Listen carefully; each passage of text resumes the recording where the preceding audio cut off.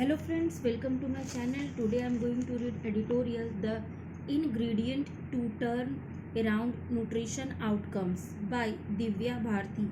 She is a researcher and faculty associate KIIT KIT School of Management. The analysis of India's Freedom Food Grain program for 800 million people underscores a grim reality that hunger and malnutrition remain pressing concerns. Yet, in India's long battle against malnutrition, women and girls remain the most overlooked section. Despite steady economic progress and numerous welfare schemes, nutritional inequality continues to be deeply gendered. Launched in 2018 with the vision of Malnutrition Free India by 2022, the Prime Minister's overarching scheme for holistic nourishment, that is POSHAN ABHIYAN, has the aim of improving nutrition for pregnant women, lactating mothers, adolescent girls, and young children. However, stark disparities persist. Structural failures. The National Family Health Survey NFHS 5 reveals that 57% of women in the age group 15 to 49 years are anemic, in comparison to 26% of men. Nearly 1 in 5 women are underweight. In other words, women are far more likely to be malnourished than men in India. These figures point to structural failures in how we address nutrition. Even after merging schemes into POSHAN 2.0 and investing heavily, the needle has not moved enough for women. Indeed, POSHAN ABHIYAN is India's largest nutrition program with a hefty budget. In 2022 to 23, the Ministry of Women and Child Development was allocated nearly 24,000 crore for Saksham Anganwadi and POSHAN 2, but by December 2022, only 69% of those funds had been utilized. Despite such spending, the prevalence of anemia among women actually rose from 53% to 57% between the last two NFH rounds, and about 18.7% of women remain underweight.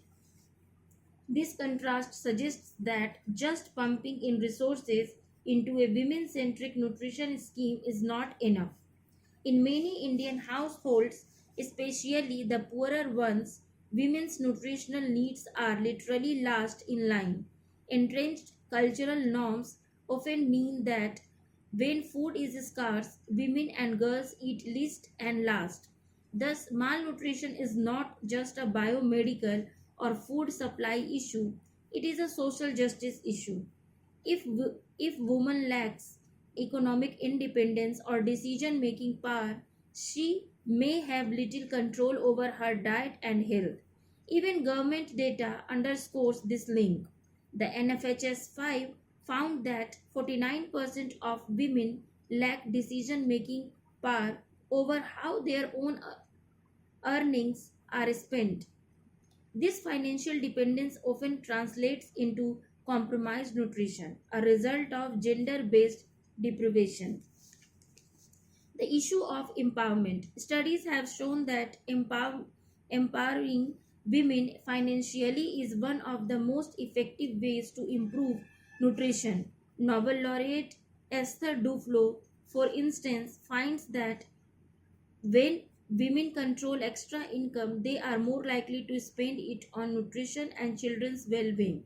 In a study we conducted among low income communities, we observed that women with even a modest independent income or control over household spending were far less likely to be undernourished. The missing piece in India's nutrition puzzle is women's economic and social empowerment. The state of women's employment suggests that female labor force participation has risen from about 23% in 2017 to 18 to around 33% in 2021 to 2022, a positive shift on paper. But a vast majority of working women are in insecure, low paying jobs. According to the periodic labor force surveys as of 2021 to 2022, only 5% of working women held a regular salaried job, while nearly 20% were self employed, mostly in small scale or informal activities. Moreover, self employed women earned on average 53% less than men in similar work. In effect, many women who do work are barely earning enough to survive. Employment has not yet translated into the power to make decisions or invest in their own nutrition and well being. Thus, it is not enough to get women into the workforce. The quality and security of their jobs matter just as much. Without skills training, equal pay, and access to stable employment, women remain economically vulnerable even when they work. As a result, even well intentioned nutrition programs such as POSHAN will have limited impact if women cannot afford or are not empowered to consume the nutritious food being provided. Government reports praise POSHAN Abhiyan for creating awareness and a Jan Andolan around nutrition. But awareness alone cannot fill an empty stomach. Need for convergence. If POSHAN 2.0 aims to eliminate undernutrition, it should work in tandem with schemes that boost women's incomes and status. First, it must set measurable targets not just for reducing anemia or stunting, but also for increasing the proportion of women with independent incomes and decision making power.